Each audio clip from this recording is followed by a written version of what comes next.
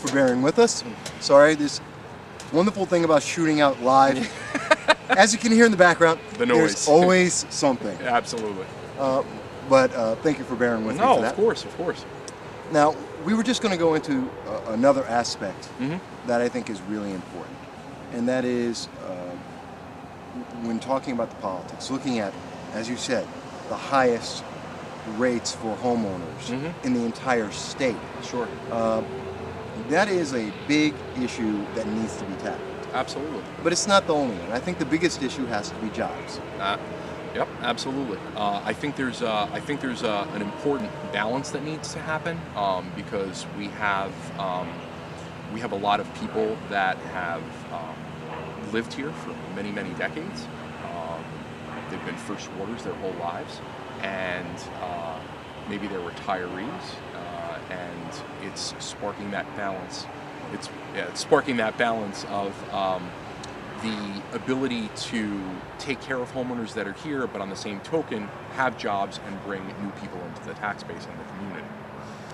Okay, so let's talk about one of the things recently. Sure. That been in the headlines, and let's put a real-world perspective on it for you. Sure, absolutely. We're talking about the casino, and the casino was, there's a lot that can be said about what we saw. So in the space of 1 week, we saw that Jeff Hyman came in, made a proposal to the city council to formally submit a bid to the state commissioning board, to put in a casino over at Stowe Manufacturing. Unanimous vote. 6-0. Came back 2 days later on Thursday, July 2nd, and had another meeting, told us the name, Southern Tier Star Casino. Right.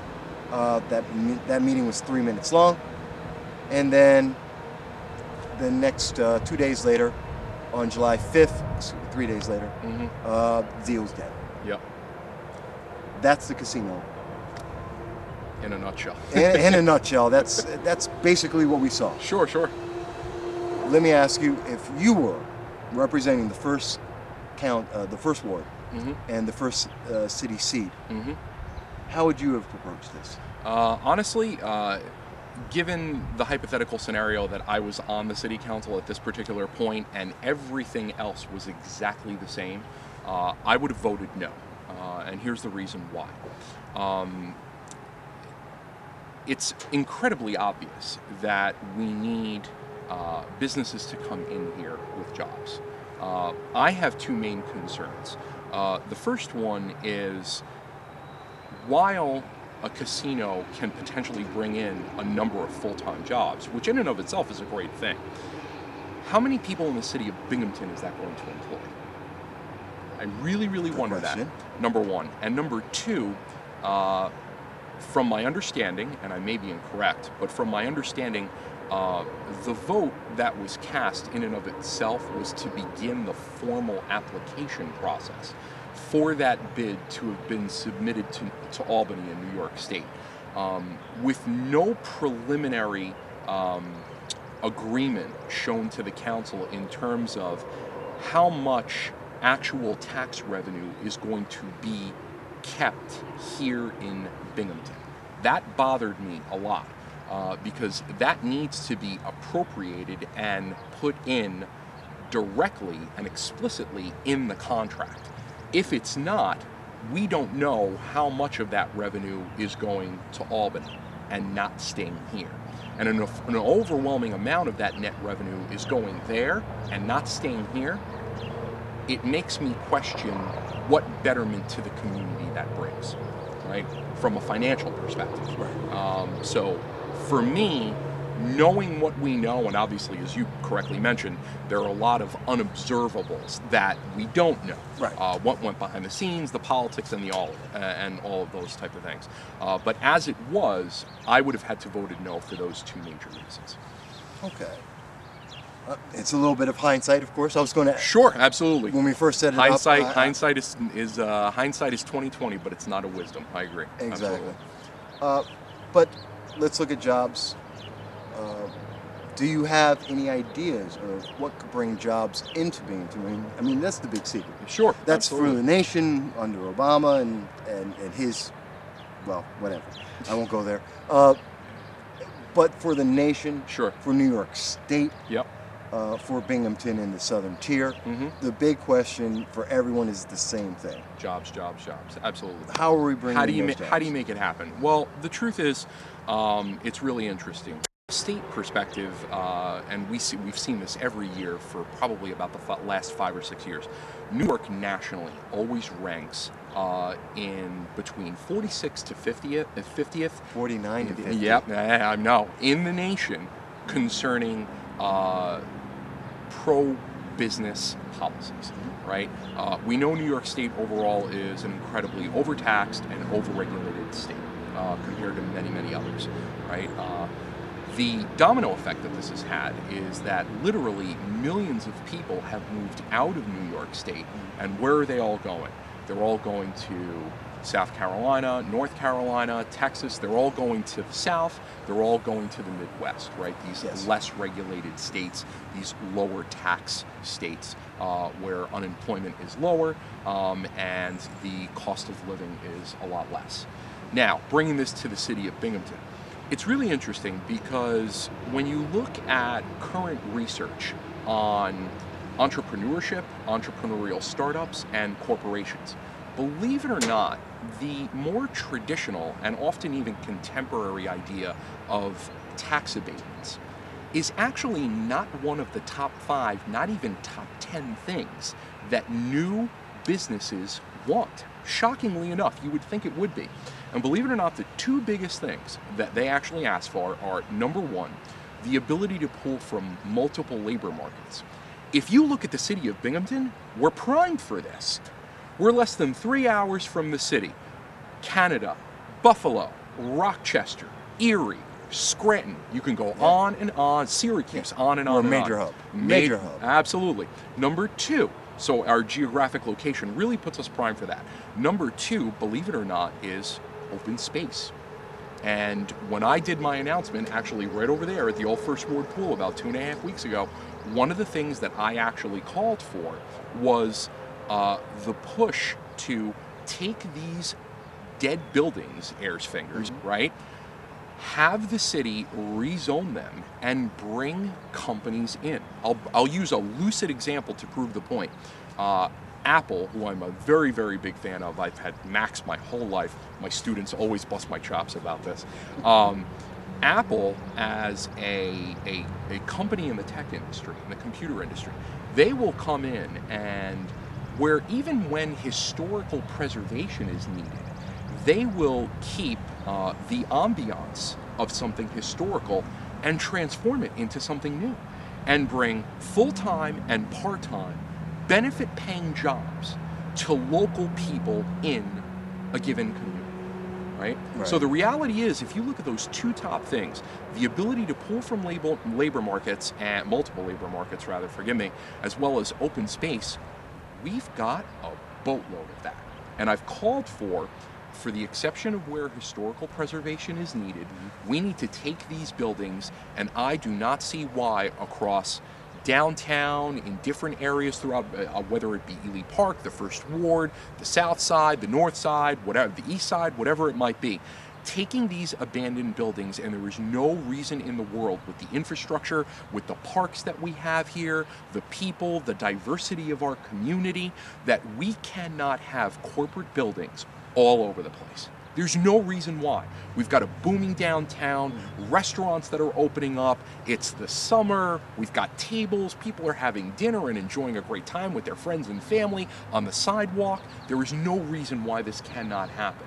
And I believe that City Council can act as almost as an additional component to the mayor's office in going prospectively and proactively out to seek companies to draw them in, right? And tax abatements in and of themselves are not a bad thing. They're a good thing. But what I'm saying is there are resources that we have right at our disposal that doesn't even cut into the area of taxes, that are what corporations and entrepreneurial startups want. Again, multiple labor markets, open space. We've got rivers, we've got parks, we've got a great community, we've got a lot of homes that can be through proper code enforcement. I believe that the Department of Code Enforcement can also be an agency of advocacy to help residents and homeowners and landowners and landlords who are even providing an important service to residents. People who maybe don't want to buy a home, which they have that right, or they want to rent, or maybe they're just getting there and they need a few more years, and they can still have a great place to live in a great city, a great community. That's what we need here in Binghamton. We need a new set of fresh eyes and a new way to look at this. Well, I'm going to sidetrack a little. Sure. Well, because it's kind of related to what you're saying. Okay. But in a different way. Mm-hmm. And I'm listening to you. You're a young man. You're a teacher at Broome Community College. Mm-hmm. You're a student getting his PhD in philosophy at Binghamton University. And I know a lot of people would want to ask this question. Mm-hmm. Because you have very strong pro-business views. Right. You have very strong regulation where it makes sense. Right, exactly. Rules. There is such a thing as common sense regulation, absolutely. Okay. So then the question that someone I know in this area would want to ask is, are you a Democrat? Democrats are teachers. Democrats go to university. It's the Democrat who's usually in that arena. Sure. But you're a Republican. Yep, I am. Absolutely. Why? I think there's two answers to that. The first one I think is something I alluded to a little bit before. Being first generation American, education was something that was really positively reinforced by my parents and my family and things of that nature. But it's really interesting. There's a stereotype, for example, as you just correctly alluded to, regarding academia, and it's more there are more liberals and things of that nature. Yeah, overall, it is the case. But truthfully, I've never found myself, honestly, to ever be in the position where I work at SUNY Broome, whether it's finishing up my PhD at Binghamton University, and by the way, it's a doctorate of philosophy, a PhD. So it's okay. My PhD is in political science and economics,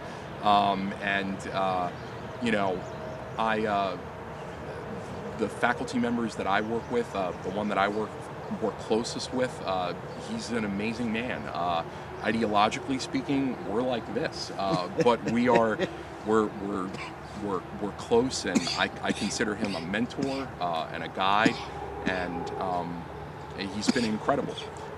And with the aside of the occasional joke here and there, I've really never been put down or anything like that. And I'll end by saying, I think you would actually be surprised how many conservatives there are in academia. You'd actually be shocked. I think they're a little more, at the expense of stealing the same word, conservative in their vocalness of their ideological ideals. But when you talk about academic research and the academic rigors, does ideology play into a part of it? Yes, of course it does. But when you look, the beauty about science, and this is what I love about it, when you look at hard science, ideology cannot infringe upon it. Party affiliation does not affect how robust a model is when showing the results of consumer behavior, things of that nature. So I'm wondering, you've been in, and I'm not trying to pick any subjects. Sure. But would it be fair to say, so your experience of dealing with ideology, to bring that together to some experience that happens every day, whether it's work, whether it's study, whether it's, let's be honest, I live in New York. A good amount of my friends are on the opposite side of me, and you know what? That's okay. I always say, no one political party has a monopoly on mistakes or good ideas. And there's a necessity when you get into government to be able to keep your principles, but on the same token, compromise in a way that is for the betterment of the entire community. And if I'm honored and humbled enough to be given the opportunity to represent the 1st Council District, being the 1st Ward in Ely Park, I always keep in my mind 2 ideals with that. Number 1, I work for them. I am in no position to dictate to people what should or should not be done. In some hypothetical scenario where I had a personal belief about a vote that was coming up, but if 70% of the constituents in the 1st City Council District feel the exact opposite of me, my job is to not vote my ideals. My job is to represent. And I think that's really, really important. But I have had a vast experience dealing with people on all sides of the political party spectrum. And I think it would be a benefit and an asset going in. Okay. And you mentioned something very interesting as well with that, and that is going back to the ideal of representing the people. Sure. It's not your ideas, this is what the people want. Absolutely. I think that's critical. You don't hear that enough. You don't see enough politicians at any level going back to, well, I'm representing the people. Yeah, I think at the expense of using a somewhat old school term, it's the idea of the citizen legislator, right? Yeah. It's the idea that